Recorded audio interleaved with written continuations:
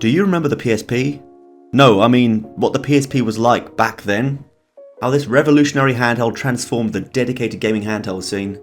Not only did it offer a full multimedia suite years before the first iPhone would grace the market, it offered up a gaming experience that closely resembled that of the current gen home consoles like the PS2 and GameCube. The PSP offered a multitude of games that were comparable in scope and graphical fidelity. Titles like Grand Theft Auto Vice City Stories, Metal Gear Solid Peace Walker, and Tony Hawk's Underground 2 Remix, plus Monster Hunter Freedom, were among the great roster of games built for the pocket-sized system that delivered an authentic, barely compromised experience, redefining what it meant to be a gaming handheld. This was the proud legacy of the PSP. Sony caught lightning in a bottle, but never quite managed to replicate this with the successor, the PS Vita. While still a legendary system by all means, it never reached the lofty heights of the PSP. It did not receive the same level of third-party support, and its library, while still full of gems, was predominantly stacked with indies, JRPGs, and more niche titles. Nothing quite like the AAA heaven of the PSP. And after a few years, Sony themselves stopped developing new titles for the Vita, choosing instead to furnish it with a selection of PS2 remasters in the hope that would keep the disgruntled consumers at bay. While that could have been a sensible direction given the success of the PS2, it was too little too late. The meagre offerings could not sustain the Vita's life, they only served to remind us of the great breadth of PS2 games we were missing out on. And it made many of us long for the days of the PSP again. But how can you recapture something that was so clearly a product of its time and cultural milieu? How can you combat 2 decades of technological advancement and societal change and expect something like a PSP2 to have the same impact now? That's probably why Sony haven't bothered, but fortunately, we no longer need them. Over the past 10 years, the emulation scene has made some monumental strides. In tandem with these developments, a lot of small Chinese companies have made a name for themselves, releasing affordable and powerful gaming handhelds built specifically for Android Play Store games and more specifically emulation. Retroid, Anbernic, AyaNeo, AYN, among others, are picking up a lot of steam, and it's no wonder why, because PS2 and GameCube emulation has reached its golden years. Earlier in the emulation scene, users were inundated with bugs, glitching, artifacting, slowdowns, crashes, excessive battery drain, and oftentimes games required a lot of tweaking just to launch. It says it is going to take 2.5 hours. Oh, snap! Yo, let's go! These days, it's a whole different beast. Emulators have seen years of support, patches, and updates. Plus, each new handheld release sees us squeeze out more performance and more reliability, fewer issues, and less battery drain. And the best part is, some of these systems are getting smaller, more pocketable, and more premium. On the tail end of 2024, Retroid released the Retroid Pocket 5. And it brought a PS Vita style form factor and a stunning OLED display, analog triggers and Hall effects joysticks, and it did so for a very reasonable price. Overall, it was able to run most PS2 and GameCube games at an enhanced resolution, with decent performance and half-decent battery life. But there were still a lot of issues and problematic games, oftentimes tweaks were still needed, but this was showing so much promise. Then in the tail end of 2025, Retroid released a Pro model, the G2, released for the same price as the Retroid Pocket 5, and honestly, I think this is a game changer. This, my friends, is my PSP2. The system is identical to the RP5 inside and out, keeping all of the things that made the system great, except one tiny change that makes a huge difference. Its G2 Gen 2 chip. It's built specifically for dedicated gaming handhelds, and it offers far greater performance than the several-year-old mobile phone chips that you normally find in these kinds of devices. And it has even better power efficiency.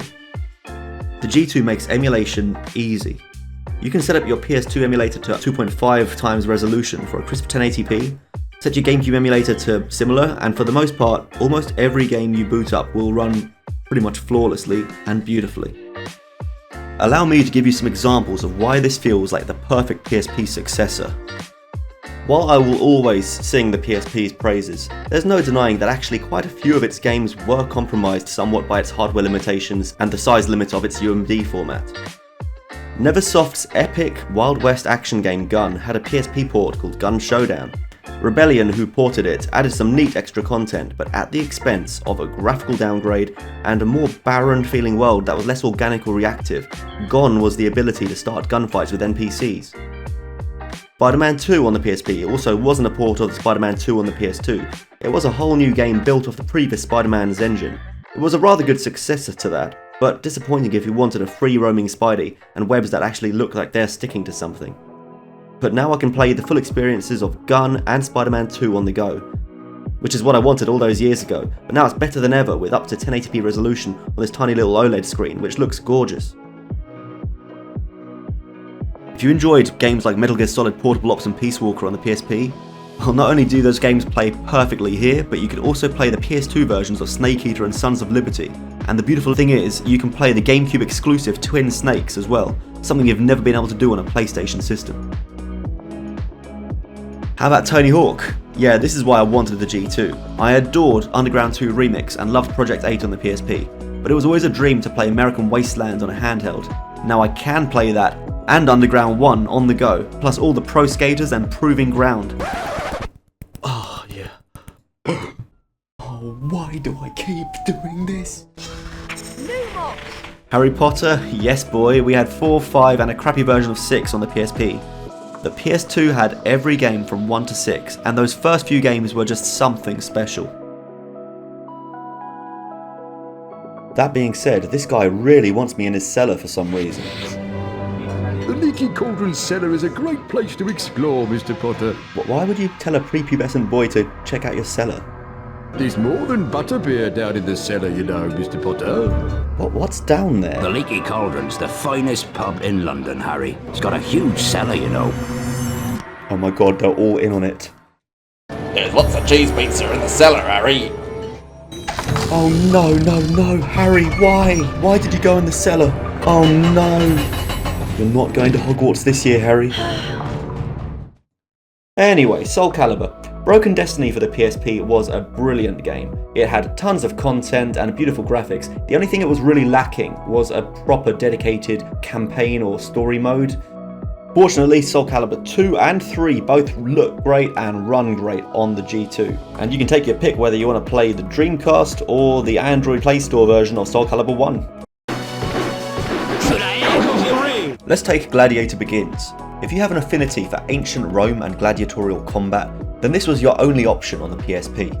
I didn't realise until recently that it was actually a spin-off from the PS2 game Colosseum. So not only do I have that to play, there's also a game called Gladius if I want my Roman combat more turn-based, and there's also the epic, underrated Shadow of Rome. And also, if you like chariot racing, there's also Circus Maximus, and I can't get enough of it. This is my favourite. Chariot racing, yes, chariot racing. Shadow of Rome is such a hidden gem though, and it also has chariot racing, among other things. It was a surprisingly ambitious PS2 game, and it actually set the foundations for Dead Rising. Unlike Colosseum, Shadow of Rome doesn't focus solely on gladiatorial combat. Besides its story focus in various locales, it features 2 distinct playable characters. You get the brutal combat and dismemberment from your Giga Chad protagonist Agrippa, and you get the more stealth and espionage focus from his twink Octavius. No wait, that's Octavianus? You know what, let's just move on. When it comes to hack and slash games, the PSP had 2 excellent God of War spin-offs. And I remember when they were challenging to emulate, but these days it's a breeze. They run silky smooth even at high resolutions. And it's basically the same for the PS2 originals now. But it's not just God of War to scratch that hack and slash itch. There's the Onimusha series. I didn't even realise how many titles there were, and they just get prettier with each iteration. They run on the G2 with no trouble. Then there's the Castlevania games. Then there's Knights of the Temple 1 and 2, and my beloved Conan the Barbarian from my youth. There's even some weirder stuff, Samurai Western, Blood Will Tell, Chaos Legion. It's virtually endless. While on this topic, it would be remiss not to mention the Lord of the Rings games. You see, the PSP only received a somewhat mid-tactics game and a very underwhelming DS-style port of Aragorn's Quest. The PS2, on the other hand, had the whole trilogy of the film tie-in games as well as a couple of others, and these were actually brilliant. How about our favourite agent, 007? Since the release of First Light, everybody's got the Bond itch again. The PSP's only Bond game was a stripped-back version of From Russia with Love. But here, you can play the full version and, better yet, one of my favourite third-person action games from the 6th generation, Everything or Nothing. It plays beautifully here, and it's aged surprisingly well, and I always dreamt of a PSP port. Well, it's taken a couple of decades, but I'm really enjoying my replay on a handheld finally. As if that's not plenty of Bond to play through, there's also the excellent first-person shooters Nightfire, Agent Under Fire, and the divisive title GoldenEye Rogue Agent. These all run perfect. And surprisingly, the PS2 also had a Quantum of Solace game, unique to the system. This was considered better than the next-gen versions. Again, it works well on here. Daniel Craig finally has a chance to shine.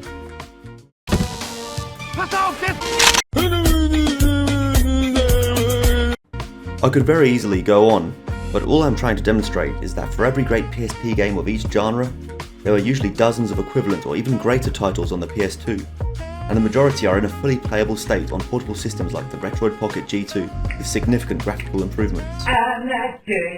However, permit me one more example. We have to mention our friend Crash Bandicoot. The PSP was no slouch when it came to platformers, but I'd argue that Crash didn't realise his full potential on Sony's handheld. I simped for the PSP port of Crash Tag Team Racing, but the series was entering its slump when the PSP was at its peak. And while both solid ports, Crash of the Titans and Mind Over Mutant weren't the Bandicoot's finest outings, they didn't compare to Twinsanity or Wrath of Cortex. The same goes for our friend the Hedgehog, with both of his rivals games on the PSP being decidedly meh. Well, what happens when you combine the best platformers of the PS2, the PS1, the PSP, the GameCube, Wii, Dreamcast and many more? You get one legendary system. Sonic Adventure DX is still sensationally good. Yoshi's Island is impossibly adorable. Banjo-Kazooie oozes charm even to this day. Super Mario Sunshine, especially with the Eclipse mod, is an absolute joy. Akami is timelessly beautiful if you can get through the cutscene slog. And Super Mario Odyssey is... oh wait, I'm getting ahead of myself. So the beautiful thing about the Retroid Pocket G2 is it is capable of running not just Wii U, but also Nintendo Switch games. I'm not saying it can run everything on those systems, but most of these games take several seconds when you first enter an area to compile shaders, and after that, you have a solid frame rate.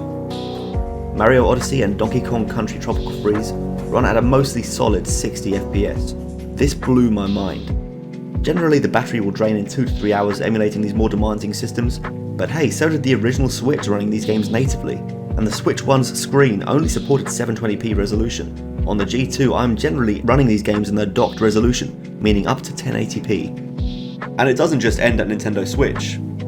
More recently, PC emulation has been made possible, and performance is even greater than anyone imagined. Grand Theft Auto 4 and 5 and even some more modern games are fully playable with solid frame rates throughout.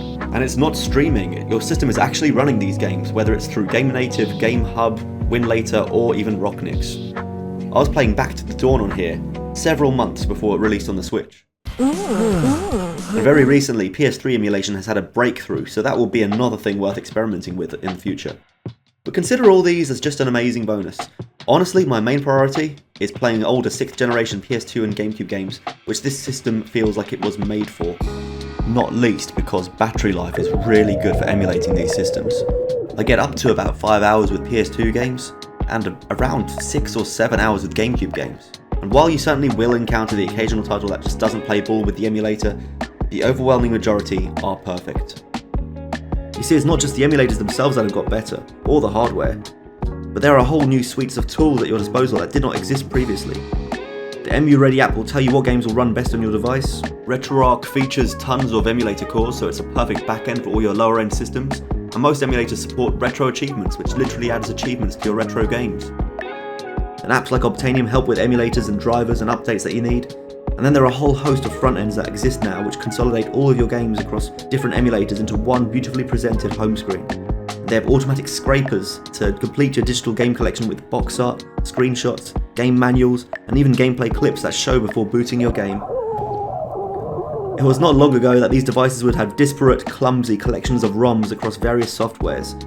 They were bland and lacking in cohesion and lacking in character. Basically how modern systems feel now, as every major corporation erodes away the idea of ownership, turning games into keys, numbers that authorize an oversized digital download that often requires checking in with the server every time you want to start it up. Then it bombards you with ads, microtransactions and other annoyances. I know I'm not the only one who has modern gaming fatigue. But now we actually have another option. A coherent integrated ecosystem that's improving rapidly. Compare it to the Nintendo Switch and it's a night and day difference. On the Switch, you only have black or white backgrounds. Still, after all of these years, with all their billions, Nintendo never thought to give us an ounce of customization. Bollocks. Who would have thought that Chinese emulation handhelds could offer so much more than what the video game elites could offer today, and that they can't achieve what the PSP boasted back in 2005? Those who didn't grow up with the PSP won't fully comprehend how profound the experience was. To be in your teens, growing up with the Walkman, then the portable CD player, the portable DVD player, physical comic books, and most crucially the PlayStation 1 and PlayStation 2. A device like the PSP seemed almost unthinkable. It had a whole ecosystem devoted to bringing together all these media forms in a single device with a tiny form factor. Now, I'm not saying the Retroid Pocket G2 is the only way to relive that nostalgic PSP experience. You can actually do pretty much everything I've described on your phone and turn that into your PSP too, but I think that would be missing the point. If your phone ever was a portal for escapism, it probably isn't that anymore. You probably have work-based chats and emails, LinkedIn, toxic social media, depressing political news, mobile banking, your credit score, your expenses, subscriptions, insurance, notifications, and the whole thing is just a stress-inducing sensory overload. The beautiful thing of a dedicated handheld means isolating yourself from all of this noise and creating an ecosystem that is purely joyful, blissful, and I can firmly say when I'm on my G2, it feels a lot like the days of the PSP again. I've purposefully kept it free of all social media, streaming services, and anything with ads. Sure, I could add Deezer where I have unlimited hi-fi music, but I instead opted for a local music player with locally saved albums. And this one has visualizers just like the PSP.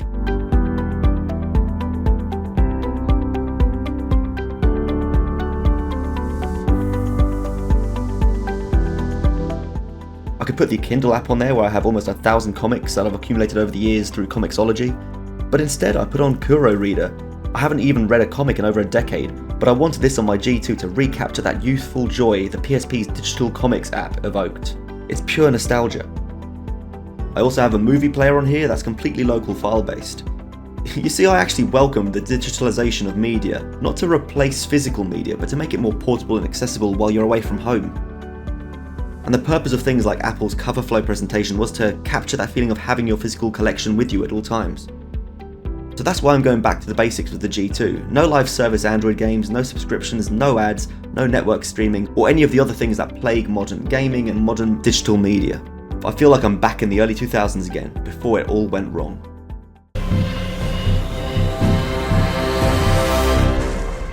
The reason I'm hyping up the G2, besides the fact that it ticks so many boxes from build quality to functionality, is because that the G2 Gen 2 chip is Qualcomm's way of saying that we see this as a real venture now. The emulation scene is no longer a tech nerd niche with makeshift handhelds made from the surplus stock of outdated phone and controller parts. Although that is still seriously a good use of resources and a way to get more budget handhelds into consumers' hands. But the G2 chip wasn't made for phones, it was made for handhelds. That's an important distinction. I hope we see this more because the scene is expanding and is becoming a force to be reckoned with. Modern gaming has let us down with anti-consumer practices I've mentioned, both preying on our nostalgia with full-price lazy rehashes, while neglecting our actual desires for quality new titles and sequels. But we live in an exciting time of individual innovation, the era of X doesn't want to make Y, so I made it myself. And the emulation scene is a perfect example of this, with the sheer variety of different handheld options, taking inspiration from beloved older systems but innovating and modernising. Take your pick and make it your modern Game Boy, DS, PSP or something else entirely. Customize it with new buttons or vinyls, fill it with your media and choose your perfect front end. I've shown you the wonders of Emulation Station, but I'm ever hopeful for the upcoming front end ESU. Just in terms of presentation and customization, it looks like an absolute dream. But if the development team can deliver on their plans for social and multiplayer integration, well, that will be the icing on the cake. While there are already ways to accomplish multiplayer with old games such as NetPlay, these retro handhelds are virtually begging for a unified hub to streamline the process and bring users together.